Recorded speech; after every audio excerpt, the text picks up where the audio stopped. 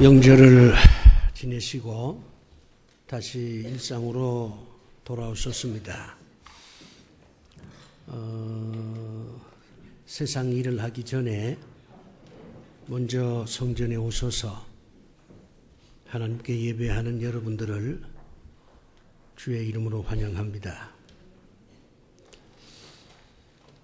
몸도 피곤하고 아직도 마음에 이런저런 번잡함이 있으실 텐데 여러분이 성전에 오셔서 이렇게 예배하는 모습을 보니 여러분들은 믿음이 있는 분이구나 그런 생각이 듭니다. 믿음이 있는 여러분들에게 하나님의 은총이 함께 하시기를 바랍니다. 우리가 사용하는 여러 단어 가운데 비슷하지만 서로 다른 의미가 있는 단어들이 참 많습니다. 그래서 우리가 이 단어를 사용할 때 사용하는 사람도 혼란스럽고 듣는 사람도 혼란스러운 그런 경우가 많이 있습니다.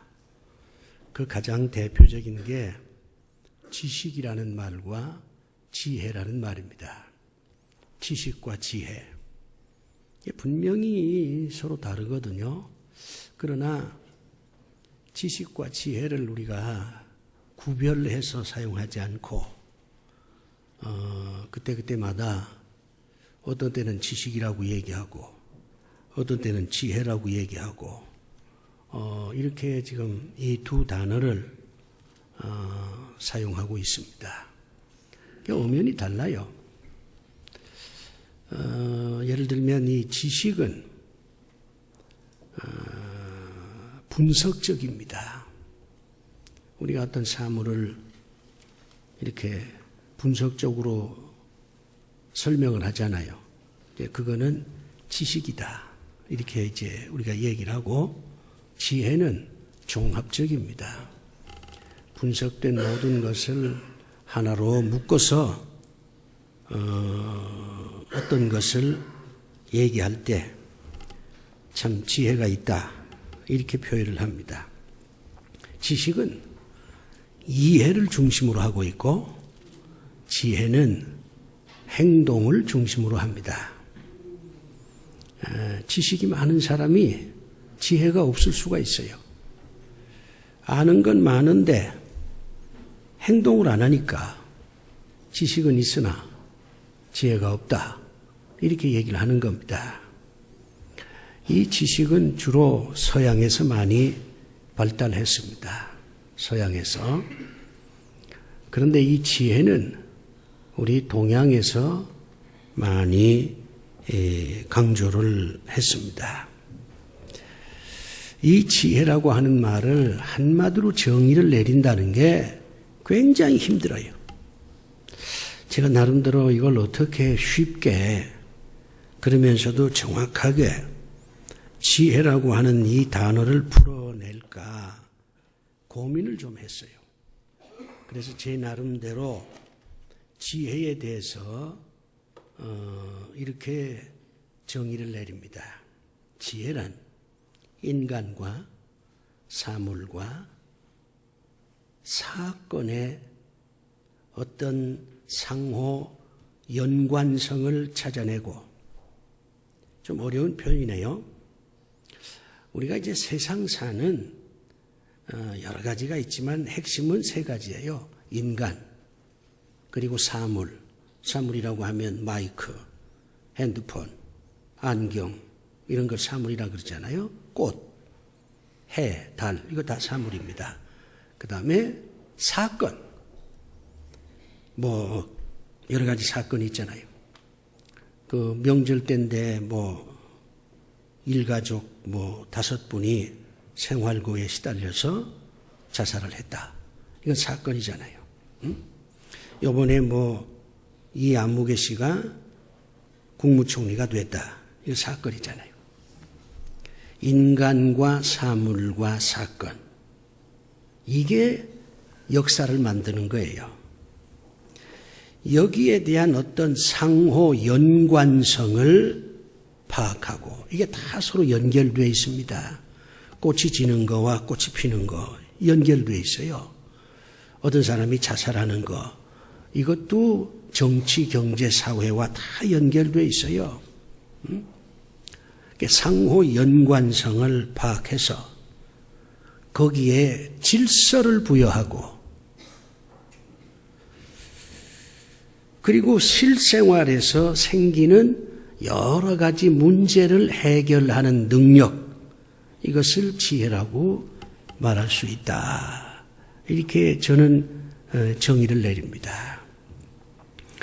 그러니까 이 지혜라고 하는 것은 문제를 푸는 능력이에요. 지식은 본질을 아는 능력이고 지혜는 문제를 풀어내는 능력입니다. 이 지혜라고 하는 말을 구약 성경에는 여러 단어로 표현했는데 그 중에 하나가 호크마라고 하는 단어입니다. 이 호크마라고 하는 단어를 우리나라 말로 번역을 직역을 하면 솜씨라는 거예요. 솜씨. 솜씨 좋다 그러잖아요. 그건 뭔가를 잘 만들어내고 뭔가 잘 풀고 뭔가 잘 세우고 정리하고 이런 것을 솜씨라고 그러지 않습니까? 그러니까 지식보다는 지혜가 훨씬 더 좋은 겁니다. 지식이 많으면 지혜도 많아지느냐? 반드시 그렇지 않습니다. 지식은 많은데 지혜가 없어요. 지식인들이 아는 건 많은데 인생의 문제를 잘 해결하지 못해요. 그런데 어떤 사람은 지식은 별로 없는데 아주 지혜가 있습니다. 어떤 문제가 주어지면 아주 멋있게 그 문제를 해결합니다. 성경은 지식보다 지혜를 강조합니다. 하나님께서는 여러분 보고 지식을 많이 쌓으라 그렇게 말씀하기 전에 지식을 많이 쌓는 것도 좋긴 하겠다마는 그러나 그것보다 더 중요한 것은 너희는 지혜로운 사람이 돼야 된다. 그렇게 말씀을 합니다. 여러분들도 이제 인생을 사는데 지혜가 필요할 거예요. 지혜가 있어야 지금 여러분에게 주어지는 여러 가지 문제를 무리하지 않게 잘 해결할 수 있지 않겠습니까? 저한테도 문제가 있습니다만은 여러분에게도 문제가 있습니다. 파스칼이 판세에서 이렇게 선언합니다. 인간이 있는 곳에 문제가 있다. 모든 인간은 문제를 가지고 산다는 얘기입니다. 우리가 그거 구차스럽게 남한테 얘기를 안 해서 그렇지. 또 얘기를 해봐야 상대가 이해를 못하니까 안 하는 것이지. 문제 없는 인간이 어디에 있겠어요. 그러면 이 문제를 풀어야 되잖아요. 인생이라고 하는 것은 문제를 풀면서 살아가는 과정입니다. 근데 이 문제를 잘 풀면 괜찮은데 잘못 풀면 엉망이 되는 겁니다. 우리가 이제 수능시험 볼 때 수학 문제들이 많잖아요. 국어 문제도 많고 이 문제를 잘 풀어내면 좋은 대학에 들어가는 것이고 문제를 제대로 못 풀면 결국 재수할 수밖에 없는 것 그리 되지 않겠습니까? 직장 생활도 문제가 많습니다. 그 직장 생활에 여러 가지 문제를 잘 풀어내면 결국엔 언젠간 사장도 되겠지만은 이거 직장 생활에 이런저런 문제를 잘 풀지 못하면 결국에는 퇴출이 되는 슬픔을 맛볼 수도 있습니다. 자식들도 마찬가지예요. 자녀 교육 그 자체가 문제입니다. 자녀들을 잘 키운다고 하는 것은 자녀들에게 주어진 여러 가지 문제를 부모가 잘 조언을 해서 그 문제를 잘 풀어가게 도와주는 게 자녀 교육이에요. 여러분에게 지혜가 있기를 바랍니다. 근데 지혜가 한두 가지가 아니잖아요. 지혜가 얼마나 많은지 몰라요. 우리가 성경을 보면 하나님께서 특별히 지혜를 강조해서 전도서를 주었고 그 다음에 욥기를 주었고 잠언을 주었습니다. 잠언은 말의 지혜를 기록해 놓은 겁니다. 여러분이 말을 바로 하시고 잘 하려면 잠언을 한 10번쯤 읽어야 돼요. 삼국지 적어도 3번 읽지 않으면 얘기도 하지 말라. 그런 속설도 있긴 합니다만은 여러분이 적어도 잠언은 3번 이상 읽어야 돼요. 그러면 말에 대한 지혜가 생깁니다. 우리가 말 함부로 하는 사람들 있잖아요. 말을 아주 그냥 뭐라 그럴까요? 잔인하게 하는 사람들. 그런 사람들 있잖아요. 말의 표현이 아리송해서 듣는 사람이 혼란스러운 그런 경우도 있잖아요. 이 말도 지식으로 하는 게 아니에요. 지혜로 하는 거지.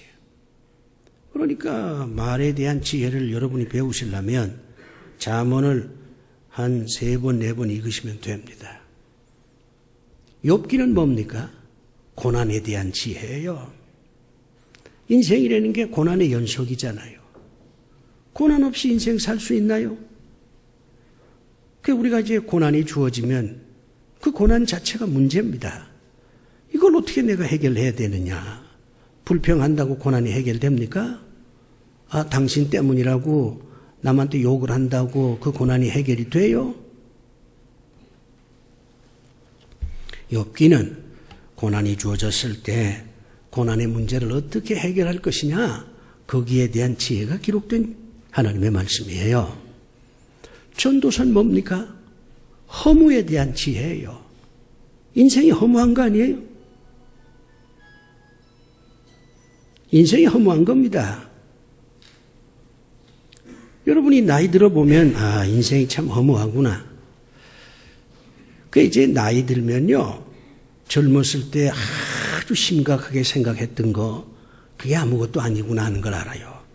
내가 괜히 그때 화를 냈구나. 괜히 그때 그냥 그 사람하고 싸웠구나. 괜히 내가 무슨 정의의 사도처럼 착각을 해서 외쳤구나. 나이가 들면 그 모든 게 다 덧없다는 걸 깨달아요. 무덤 앞에 서 보세요. 인생은 허무한 거예요. 그러면 허무한 인생을 어떻게 살아야 돼요? 이 허무라는 문제를 어떻게 풀어야 됩니까? 허무하니까 자살해야 됩니까? 허무하니까 될 대로 되라, 그렇게 살아야 돼요? 하나님께서 그렇게 말씀 안 해요. 허무한 인생이지만은 그러나 너희들은 이렇게 살아야 돼. 그걸 적어놓은 게 전도서입니다. 하나님께서는 지식이 많은 것보다 지혜가 많은 게 훨씬 좋다. 그래야 인생의 여러 가지 문제들을 해결할 수 있다. 그렇게 말씀을 합니다. 많은 지혜가 있어요. 그런데 제가 70년 인생을 살아보면서 목사 33년 했거든요. 수많은 설교를 했어요. 그러면서 지금 생각할 때 그 많은 지혜 가운데 최고의 지혜는 뭘까? 최고. 마스터키라 그럴까요? 호텔에 가면 우리가 가지고 있는 그 키는 내 방밖에 못 열어요. 근데 종업원이 가지고 있는 키는요, 모든 문을 다 열어요. 그걸 마스터키라고 합니다. 인생 최고의 지혜가 뭘까? 제가 얻은 결론은 기도입니다. 기도야말로 최고의 지혜입니다. 제가 여러분에게 오늘 이 말씀을 드리고 싶어요. 여러분 문제 많잖아요. 고달프잖아요. 그거 해결해야 되잖아요. 그냥 이대로 살랍니까? 문제를 풀어야 되잖아요. 그러면 그 문제를 푸는 최고의 지혜는 기도라고 하는 것. 그걸 여러분이 먼저 기억을 하셔야 됩니다. 근데 왜 기도가 최고의 지혜냐? 근거가 있어요. 이유가 있다고요. 무조건 목사님이 기도가 최고의 지혜다. 그렇게 얘기하면 여러분이 납득을 하겠어요? 여러분 다 똑똑하신 분들인데 요즘 목사가 그냥 얘기한다고 다 그거 그대로 받아들이는 교인들 별로 없습니다. 나름대로 이게 이해가 돼야지, 납득이 돼야지, 근거가 있어야 아하, 이게 기도가 최고의 지혜구나 하는 걸 여러분이 인정할 거 아니에요. 제가 근거를 대는데 근거가 너무 많습니다. 3가지만 제가 근거를 댈게요. 성경에 보면 믿음으로 산 사람들이 많은데 이 사람들이 참 문제가 많습니다. 아브라함도 문제가 있었고, 바울도 문제가 있었고, 베드로도 문제가 있었고, 다윗도 다 문제가 있는 사람이에요. 그건 당연합니다. 문제 없는 인간은 없으니까요. 모든 사람은 믿음을 가지면 문제가 없어진다 천만에요. 믿음하고 문제는 상관없어요. 믿음을 가졌다고 해도 얼마든지 인생살이에 이런저런 문제가 주어집니다. 그런데 성경에 보니까 이 믿음을 가진 사람들이 자기들에게 주어진 문제를 해결하는 방법이 다 기도였다 그 말입니다. 아브라함이 가나안 땅으로 가는 거 그 자체가 문제입니다. 한 번도 가보지 못한 땅인데, 그러나 그때마다 아브라함은 기도를 했어요. 성경에 나와 있잖아요. 사무엘이 토탄에 빠진 백성들을 잘 이끌어야 될 텐데 그 지도자로서 문제 아닙니까? 그 문제를 해결하는 방법이 소리 지르는 게 아니었어요. 사람들 만나서 설득시키는 게 아니었다고. 하나님 앞에 엎드려 기도하는 것이었습니다. 바울에게도 문제가 주어졌습니다. 이걸 예수님에 대해서 제대로 이해를 못해서 예수 믿는 사람 많이 괴롭혔잖아요. 이 바울은 아주 교활한 자입니다. 스데반 집사를 돌로 쳐 죽이는 사건의 배후 인물이에요. 교활한 자는 앞서서 말하지 않습니다. 뒤에서 부채질만 하지. 바울이 그런 사람이었어요. 그런데 이 사람이 다메섹 도상에서 부활하신 주님을 만나니까 이게 회심을 했어요. 변화가 됐다고 말이에요. 근데 아무도 알아주질 않아요. 바울은 영적인 체험을 통해서 변화가 됐는데, 내가 과거에 참 잘못 살았구나 하는 걸 깨달았는데, 이제는 내가 그런 삶을 살지 않고 그리스도 예수를 위해서 살아보겠다고 결심을 했는데, 근데 알아주는 사람이 없어. 바울의 지저분한 과거를 들춰내면서, 바울이라는 사람이 말이야, 예수 믿는 사람 얼마나 괴롭혔는데 그 아주 나쁜 놈이야. 본인은 무슨 변화됐다고 얘기하는데 그거 믿으면 안 돼. 그래서 결국에는 아무것도 못하고 고향으로 돌아갔어요. 고향에서 기도하는 가운데 바나바를 만납니다. 그래서 다시 역사의 무대에 되돌아온 거예요. 성경을 보니까 문제가 있는 사람들이 그 문제를 해결하는 방법이 뭐였느냐? 따지고 불평하고 내 탓이라고 얘기하고 팔자소관이라고 자탄하고, 그게 아니었어요. 문제가 있는 사람들이 문제를 해결하는 방법은 하나님 앞에 기도하는 것이었습니다. 그러니까 기도야말로 마스터키지, 모든 문제를 해결하는 최고의 지혜입니다. 또 있어요. 성경을 보니까 기도는 쉬는 것도 죄라고 얘기합니다. 사람이 잠시 쉴 수 있잖아요. 운동하다고 좀 쉴 수도 있고, 사람이 좀 쉬는 것도 좀 있어야지. 어떻게 쉬지도 않고 모든 걸 할 수 있습니까? 하나님께서도 좀 쉬어야 된다. 그래서 안식일을 제정한 거 아닙니까? 다 쉴 때가 있어야 되고 쉬어야 합니다. 그런데 쉬어서 안 될 게 딱 하나 있어요. 쉰다는 그 자체가 죄라고 얘기하는 게 딱 하나 있습니다. 그게 뭡니까? 기도입니다. 사랑도 좀 쉬어야지. 공부도 좀 쉬어야지. 샤업하는 것도 좀 쉬어야지. 그러나 기도는 쉬면 안 됩니다. 쉰다는 자체가 죄라고 사무엘 선지자가 말합니다. 사무엘이 은퇴를 하면서 이스라엘 백성들한테 딱 두 가지를 얘기합니다. 내가 너희들 괴롭힌 적이 있느냐? 이게 사무엘이 이스라엘 백성들한테 한 첫 번째 말입니다. 내가 너희들 괴롭힌 적이 있냐? 만약에 내가 너희들을 괴롭힌 것이 있다면 손들어서 표하라. 내가 사과하마. 대개 지도자는 백성을 괴롭히잖아요. 그런데 사무엘은 은퇴하면서 내가 너희들 괴롭힌 게 있냐? 말해보라. 백성들이 대답합니다. 선지자께서는 우리를 괴롭힌 적이 한 번도 없습니다.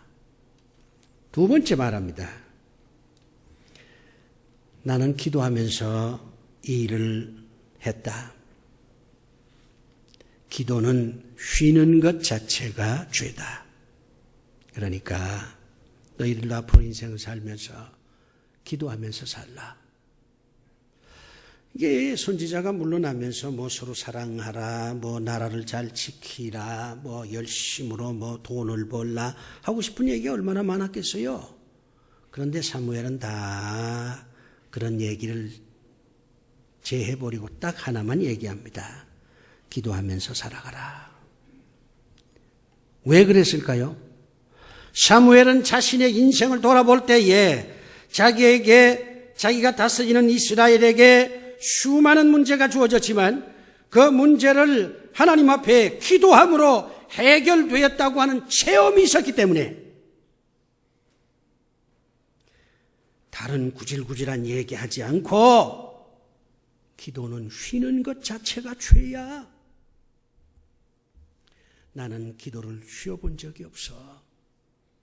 너희들도 기도하는 일을 열심히 하고 쉬지 말라. 그렇게 말씀한 겁니다. 최고의 지혜니까. 하나 더 근거를 댈게요. 예수님께서 스스로 기도의 본을 보이셨습니다. 우리가 성경 보면 주님이 기도했다는 얘기가 참 많잖아요. 스스로 본을 보이셨어. 주님이 스스로 본을 보인 이유가 뭐라고 생각합니까? 내가 본을 보여야 내 제자들이 따를 것이다. 그걸 아시니까 그래요. 사람은 말로서는 상대를 감동을 못 시켜요. 주님이 본인은 기도도 안 하면서 제자들 보고 기도하라. 그러면 제자들이 그걸 받아들이겠습니까? 본을 보여야 감동을 줍니다. 본을 보여야 따라와요. 그래서 우리 주님은 기도하는 것을 아주 본을 보이셨어요. 가끔 제자들 보고 좀 떨어져라. 그러면 제자들이 우리 저희 주님하고 동행해야지요. 주님 혼자 내버려 둘 수 없습니까? 저희가 따라갈게요. 주님이 아니야. 귀찮아. 나 혼자 산에 올라가서 좀 기도해야 되겠어. 그렇게 해서 혼자 산에 가서 기도를 많이 했다. 성경이 그렇게 말합니다. 본을 보이셨어요. 그러면서 기도에 대해서 친히 가르쳤습니다. 얼마나 중요했으면 주님이 기도는 이렇게 하는 것이야. 그게 우리 주기도민이잖아요. 이 정도면 기도가 최고의 지혜라고 하는 걸 여러분이 인정을 하실 겁니다. 여러분 살고 죽는 게 기도하느냐 안 하느냐에 달려 있어요. 주님이 그렇게 말하잖아요. 나를 떠나서는 아무것도 안 돼. 여러분이 기도하지 않으면 여러분의 인생은 그냥 그대로 끝낼 겁니다. 기도하지 않으면 여러분의 문제는 더 꼬일 거예요. 기도하지 않으면 평생 그저 문제 풀이만 하지 문제를 해결하지 못하고 그저 정신없이 살다가 어느 날 무덤 앞으로 갈 것입니다. 기도는 최고의 지혜입니다. 만약 우리가 기도가 최고의 지혜라고 한다면, 거기까지 우리가 합리적으로 인정을 한다면, 그러면 우리가 어떻게 기도를 해야 되겠느냐? 여기에 대한 이제 의심도 생깁니다. 그래, 기도가 최고의 지혜다. 그러면 내가 앞으로 어떻게 기도 생활을 해야지? 새벽 기도를 해야 되나? 뭐 심야 기도를 해야 되나? 어떻게 내가 기도 생활을 하지? 그런 이제 어떤 문제가 여러분에게 주어질 겁니다. 거기에 대한 주님의 답변이 오늘 본문에 나와 있습니다. 여러분이 기도할 때는 이 세 가지를 명심하시고 기도를 하셔야 돼요. 그래야 여러분의 기도가 살아있는 기도가 될 수가 있습니다. 첫 번째는 뭐냐면 하나님을 아버지라고 믿고 기도하라는 겁니다. 하나님을 아버지라고 믿고 기도하라는 거예요. 하나님을 아버지라고 믿지를 못하면 여러분의 기도는 소용이 없어요. 근데 여러분이 기도할 때에 하나님은 창조주요.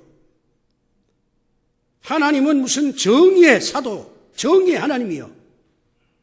하나님은 화평케 하는 분이요. 그렇게 생각하고 기도하면 안 돼요. 그건 그 다음이지. 하나님은 아버지시다. 이렇게 생각하고 믿고 기도를 하셔야 됩니다. 아버지는 어떤 존재입니까? 저도 아버지고 한 아버지의 아들이었습니다마는 제가 아버지에 대한 기억은요, 내가 도움을 청하면 늘 도와주신 분이다.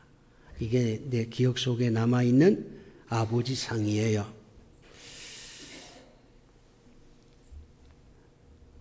제가 이제 아버지 책 한 권 좀 사고 싶습니다.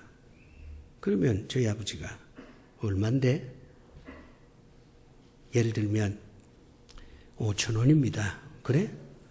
그러면요 항상 10,000원을 주셨어요. 내가 5,000원 달라고 해서 5,000원 주어 보신 기억이 없습니다. 어렸을 때부터 그리 했기에 나는 아버지한테 내가 구하면, 달라고 하면 아버지는 항상 더 넉넉하게 주신다. 그걸 내가 체험을 했어요.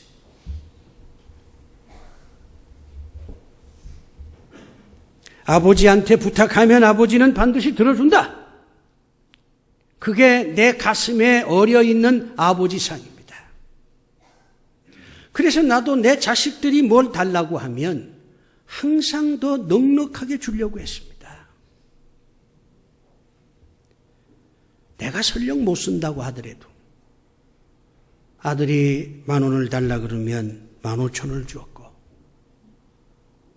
딸이 뭐 한다고 20,000원 달라 그러면 25,000원을 주었고, 그게 아버지잖아요.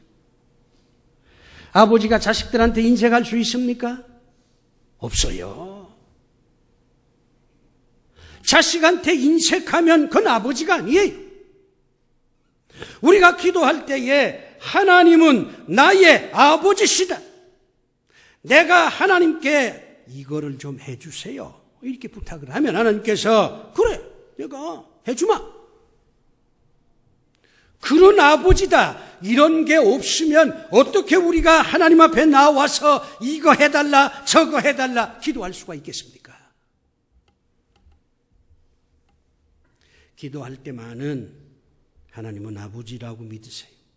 창조주, 무슨 정의의 하나님, 평화의 하나님 그렇게 생각하지 마세요. 그냥 아버지라고 생각하세요. 기도는 아버지한테 손 내미는 겁니다. 아버지, 제 형편이 지금 이렇습니다. 제가 이것 때문에 골치가 아픕니다. 좀 도와주세요. 뭘 도와줄까? 이렇게 해주세요. 그래, 알았어. 이게 아버지와 자식의 관계입니다. 두 번째, 여러분이 기도할 때 명심해야 될 것은 철저하게 나 자신은 무능한 존재라고 하는 것을 깨닫고 기도를 하셔야 돼요.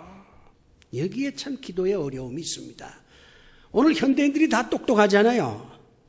배울 만큼 배웠지, 경험도 쌓았지, 뭐 또 할 말 다 하는 세상이지, 자기가 무능하다고 하는 것을 인정하기가 참 어렵습니다.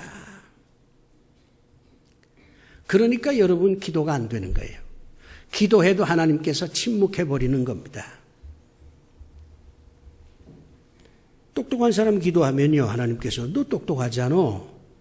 그러니 너 스스로 한번 풀어봐. 네가 똑똑한데 뭐 내 도움을 필요로 해? 네가 알아서 해. 그렇게 얘기를 해요. 내가 무능하다고 하는 걸 깨달아야 기도에 대한 간절함이 나오는 것입니다. 하나님을 감동시키는 가장 중요한 방법 중에 하나는 하나님 앞에서 하나님, 저는 무능합니다. 정말 하나님이 도와주지 아니하면 전 아무것도 할 수가 없습니다. 이렇게 얘기할 때 하나님이 감동을 받지. 하나님, 저도 뭐 배울 만큼 배웠어요. 아는 것도 있습니다. 뭐 그러니 하나님 이것만 좀 어떻게 도와주세요. 그러면 하나님이요, 여러분의 기도를 들어주지 않습니다. 나이가 들어보니까 참 무능하구나 하는 걸 절절하게 깨닫습니다. 여러분 어떻습니까? 저도 배울 만큼 배웠고 알 만큼 알고 있지만, 그러나 무덤으로 가는 이 나이에 내가 정말 무능한 존재구나, 그런 걸 깨달아요. 그게 나는 축복이라고 생각합니다.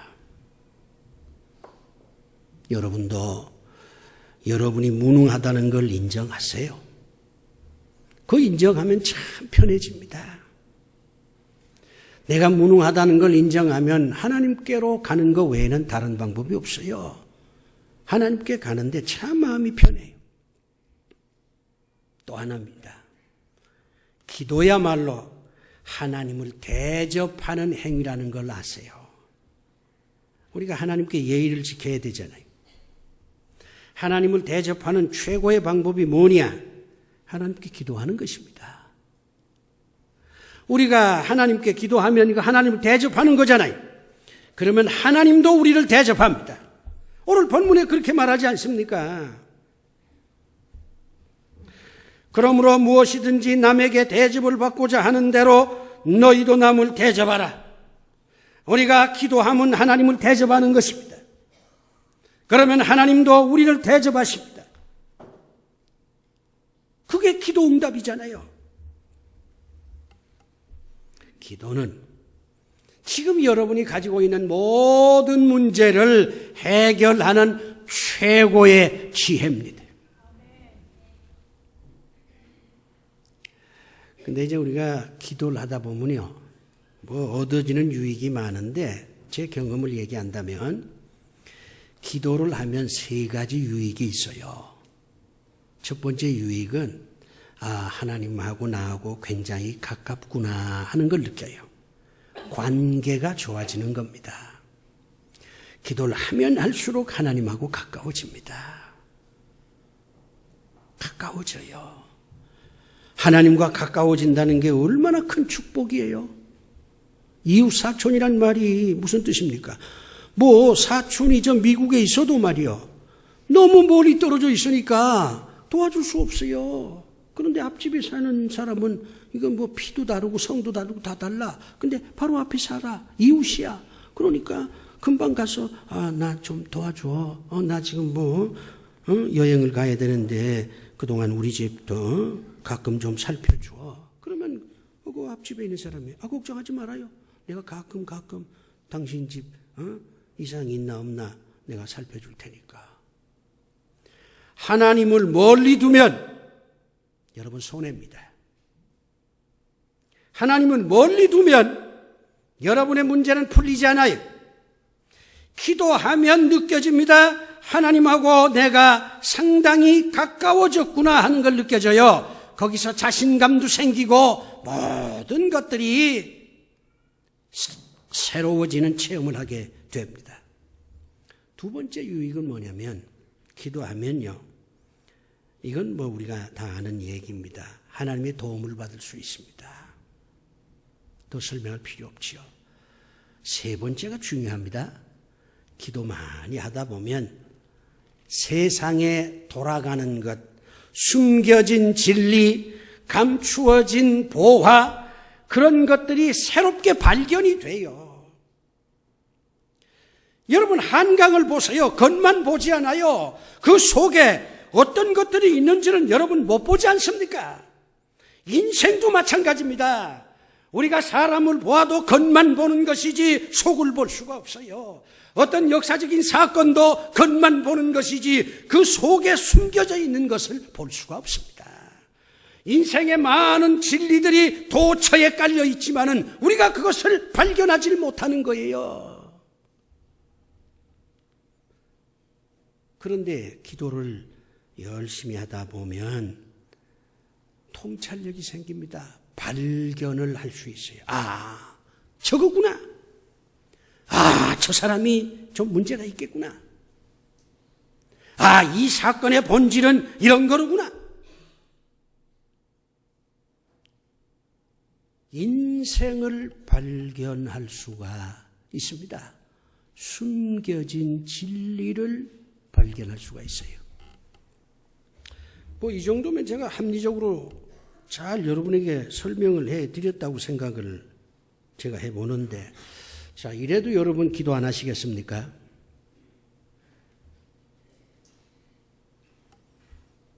기도하세요. 그래야 문제가 풀립니다. 최고의 지혜는 기도하는 것입니다. 기도하면 문제가 풀릴 줄로 믿습니다. 기도합시다.